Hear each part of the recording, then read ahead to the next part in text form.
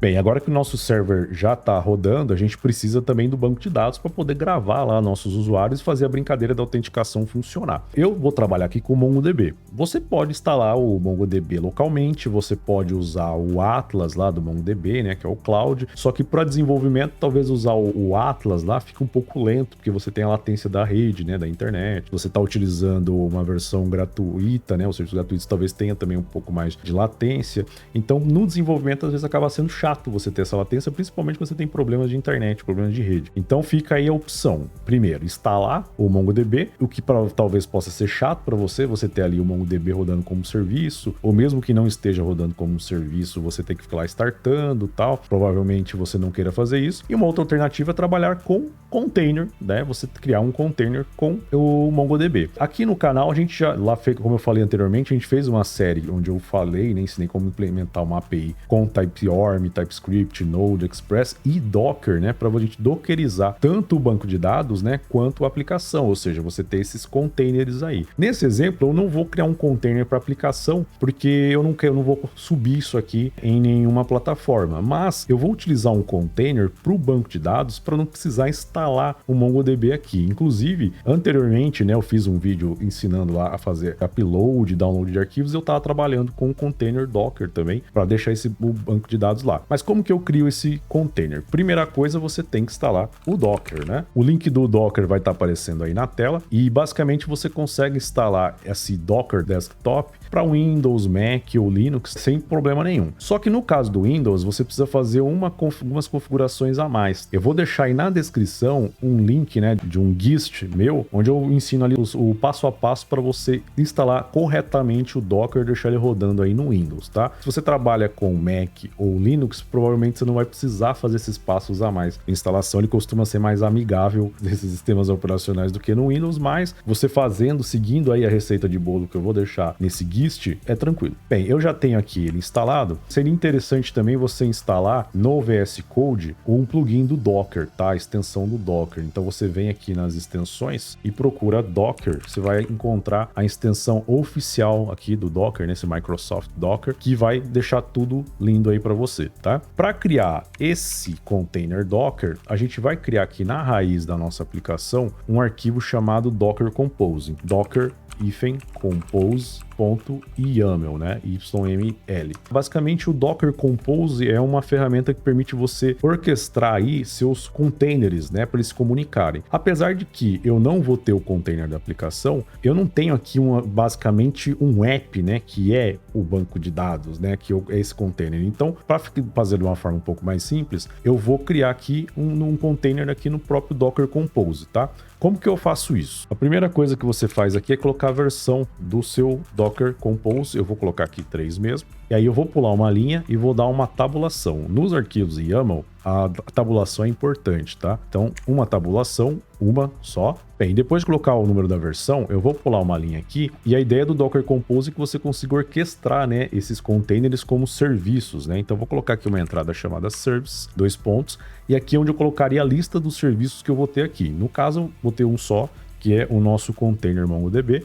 Então, eu vou pular uma linha. E aí, ó, perceba que ele já deu até uma tabulação aqui, né? Eu não lembro se eu tenho aqui alguma extensão do YAML ou se o próprio VS Code faz isso. De qualquer forma, é importante essa tabulação, tá? Os arquivos YAML, a tabulação tem que ser estritamente respeitada. Nessa linha aqui, eu vou dar um nome para o meu serviço. Então, você pode chamar de DB, você pode chamar de banco de dados, eu vou chamar de Mongo, que é o apelido que eu tô dando aqui para esse container, para esse serviço. Então, 2 pontos, vou pular uma linha. De novo, perceba que ele deu uma tabulação aqui, respeite a tabulação. E aí, ele vai precisar saber qual que é a imagem que ele tem que instalar. Então, lá no Docker Hub, né, ele tem várias imagens para vários sistemas operacionais, tecnologias de desenvolvimento, como Node, enfim, várias coisas. E cada uma delas ele tem uma imagem, né, que quando você mandar ele rodar, né, executar aqui esse Compose, ele vai baixar, instalar aqui como um container para você, e aí você não vai ter a necessidade de ter esse cara instalado. E esse container você pode startar ele, parar à vontade. Então eu vou colocar aqui image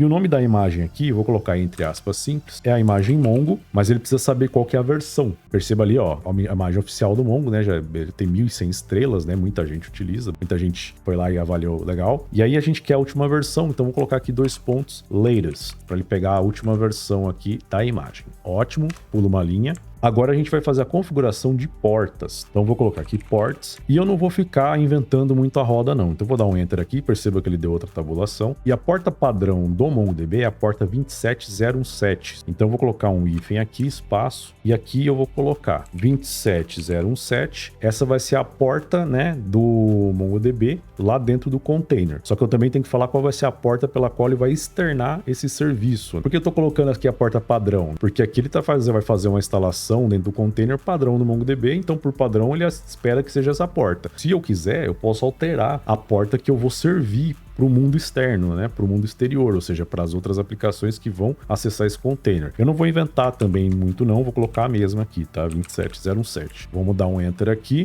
vamos voltar aqui uma tabulação e agora a questão é o seguinte, se eu fizer só isso aqui, ótimo, ele já vai subir aqui o MongoDB, vai criar o container e tudo mais. Só que eu teria um problema que é o seguinte, apesar de ele criar essa instância do MongoDB, eu vou conseguir conectar, vou conseguir trabalhar, eu vou conseguir criar banco de dados lá dentro, eu vou conseguir salvar documentos lá dentro, porém quando eu matar esse container, esses dados eles vão sumir, ou seja, esses dados vão ficar voláteis ali. Quando eu paro o container, tudo vai embora. Isso é meio ruim, né? Eu quero que os dados fiquem persistidos ali. É interessante que fique ali, deu um problema o container parar, que eu não perca esses dados. Então, para se evitar esse problema, a gente precisa criar um volume aqui de dados dentro desse container aqui. Então, vou digitar aqui volumes, vou dar um enter aqui, vou colocar um hífen e aqui você vai dar um nome para esse volume. A gente vai criar esse volume daqui a pouco. Vocês vão ver que não tem nenhuma complexidade na hora de criar esse volume. Eu vou chamar ele de MongoDB e underline data underline container.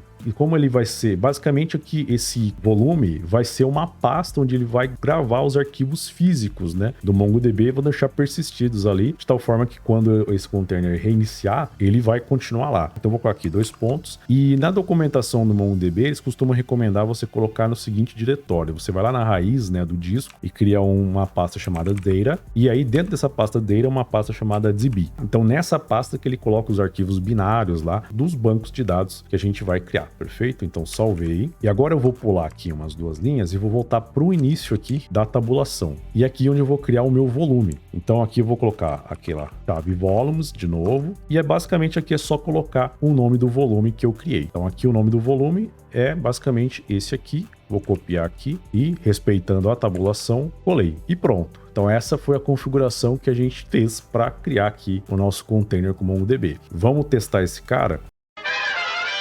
Para startar essa brincadeira aqui e fazer com que ele crie esse container, eu vou abrir aqui o terminal e eu vou digitar o seguinte comando: docker -compose, e aí eu vou passar aqui o parâmetro app. Com isso ele já vai subir os containers, tá? Então eu vou dar um enter aqui para ver o que acontece. E deu um erro aqui, por quê? Porque eu erroneamente falei que o arquivo era oculto, né? Tinha esse ponto aqui, mas não tem o ponto. Inclusive, ó, na hora que eu tirei o ponto, veio o iconezinho do Docker aqui, né? Sinal que o Sidney tava fazendo cagada. Mas é isso aí. Bem, agora sim eu vou repetir o comando aqui, o docker compose app, enter. E aí ele deu um errinho aqui, porque agora eu esqueci aqui que aqui eu tenho 2 pontos, né? Eu tenho o nome aqui do container e eu não preciso fazer nenhuma configuração, vai ficar esses 2 pontos aqui. Caso eu precise fazer alguma configuração extra desse volume, aí eu vou acrescentar aqui, mas no caso não é necessário. Agora sim, eu limpei o terminal aqui, vamos tentar rodar aqui esse camarada. Então docker compose up, vou dar um enter e olha só, ele começa ali o processo, né, de pegar a imagem lá no Docker Hub e fazer um download. Então isso pode demorar um pouco, depende aí da nossa largura de banda da internet, e ele vai fazer o download, vai startar aqui essa instância e deixar tudo rodando. Então assim que ele terminar aqui, eu volto. Olha só, ele terminou aqui, e se a gente olhar esse log maluco, né? Basicamente aqui é a nossa instância do MongoDB já rodando, tá? Então já tenho aqui o meu banco rodando. Só que aqui eu tenho um problema, ele tá com esse terminal aqui ocupado, né? Então se eu matar esse processo, ele para o meu container. Então a gente até poderia aqui chegar e duplicar aqui, né? Criar 2 terminais e a gente poder executar aqui o nosso projeto, deixar esse cara aqui, mas não é preciso, tá? Então eu vou chegar aqui, vou dar um Ctrl+C, ele vai parar o container, ele não não vai apagar o container. Inclusive, se você chegar aqui, lá na parte da extensão do Docker, vou vir aqui, ó, eu tenho aqui meu container aqui, o Mongo Latest, né, que eu criei. Aparando ele aqui, agora eu consigo startar esse container e parar diretamente aqui, sem precisar rodar aquele comando lá. Então eu vou vir aqui e vou clicar com o botão direito e mandar um start aqui nele. E olha só, ele tá rodando, tá? Então tá tranquilo. Agora a gente vai implementar a conexão do nosso app com esse container aqui. Vamos lá? Primeira coisa que eu preciso fazer é vir aqui no meu armconfig.json e aqui eu tenho já uma pré-configuração, tá vendo? Da conexão. Então aqui já tem o tipo da MongoDB. Aqui eu vou trocar o nome do banco, chamar ele de AlphaDB e tem um Synchronize True para manter a sincronização. E basicamente é isso. Com isso aqui eu já vou conseguir conectar no banco e quando ele gravar o primeiro documento lá, ele vai criar esse banco chamado AlphaDB e lá dentro, obviamente, o documento que eu criar na coleção que eu especificar. Por padrão, ele vai procurar, se for engano meu, como host o localhost, mas não custa nada a gente chegar aqui e falar que o host, né, é o localhost, para ele procurar esse banco na mesma máquina, dado que o nosso container está na mesma máquina. O resto eu acho que está ok, vou fechar aqui. E vamos agora ir lá na nossa pasta src e aqui dentro eu vou criar uma pasta chamada config e dentro desta pasta config eu vou criar um cara chamado db.ts. Basicamente, esse script DB vai servir para criar conexão com o banco de dados. Então, assim, a conexão não vai acontecer magicamente, não é porque eu coloquei aqui os dados de conexão, isso não significa que o app já vai startar e conectar. Se eu não mandar ele conectar, ele não vai conectar. Então, vou vir aqui nesse db.ts, vou mandar aqui um import, vou abrir e fecha chaves, from typeorm. Aqui eu tenho uma função chamada create connection, que basicamente cria a conexão. Então, vou pular aqui umas linhas e vou me implementar aqui uma função para realizar essa conexão. Eu vou já criar exportando ela, export const connect to db. Aqui vai ser uma função assíncrona, vai ter nenhum parâmetro, ok? Vamos implementar esse cara aqui. Primeira coisa, eu vou criar um objeto aqui que vai ser a nossa conexão, e aí eu vou invocar aqui a função create connection. Essa função create connection, ela vai ler aquele arquivo, o orm.config.json, vai pegar todos os dados que ele precisa para conectar, e aí vai realizar a conexão, assim eu espero. Então, tendo esse objeto da conexão, o que a gente vai fazer na sequência? Aqui a gente já pode dar um log informando, né, que o app conectou no banco. É importante verificar que eu estou utilizando aqui programação assíncrona, né, para mandar ele esperar ele conectar no banco, para assim poder ver, né, testar que ele fez essa conexão. Então aqui eu vou colocar app connected to db e aí eu quero colocar aqui o nome do banco só para eu ver se ele conectou mesmo, né? Como é que eu pego o nome do banco? Por meio desse objeto da conexão. Então aqui eu vou pegar o com e aqui dentro eu vou ter uma opção chamada Options, e aqui dentro eu vou ter o Database, que aí ele já vai me devolver aí o nome do banco. Continuando aqui, novamente a gente vai ter aquela situação, né? Parei a aplicação, né? Ou voluntariamente ou involuntariamente, né? A aplicação ela foi interrompida, foi encerrada de forma indesejada. Eu quero que tanto ele libere a porta, como eu já fiz lá anteriormente, mas também quero que ele libere a conexão com o banco, né? É bacana você ter um app que, mesmo parado, trave uma conexão com o banco, porque isso é um recurso externo, né? Então, recursos externos, a forma correta de se utilizar é connect, faça o que você tem que fazer, terminou, desconecte. Process.on, novamente aqui o seguinte, e a gente também vai implementar aqui uma função para lidar com esse problema. Aqui eu poderia até trabalhar com um assincronismo para mandar ele desconectar, depois esperar, mas eu acho que não é tão necessário. Então eu vou vir aqui e pegar o nosso objeto de conexão, vou mandar ele fechar, e aqui esse close vai retornar uma promise. Só vou capturar essa promise só para avisar que a conexão foi encerrada. db connection closed.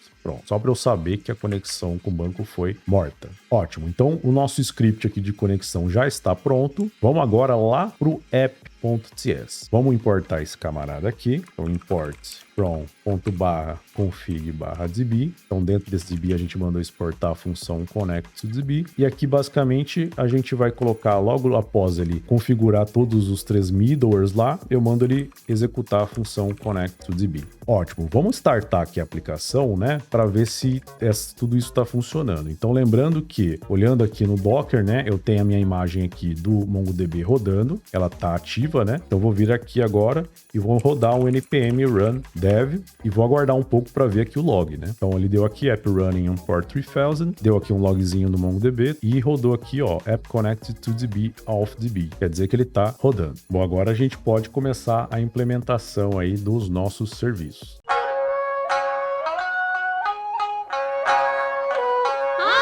Oi!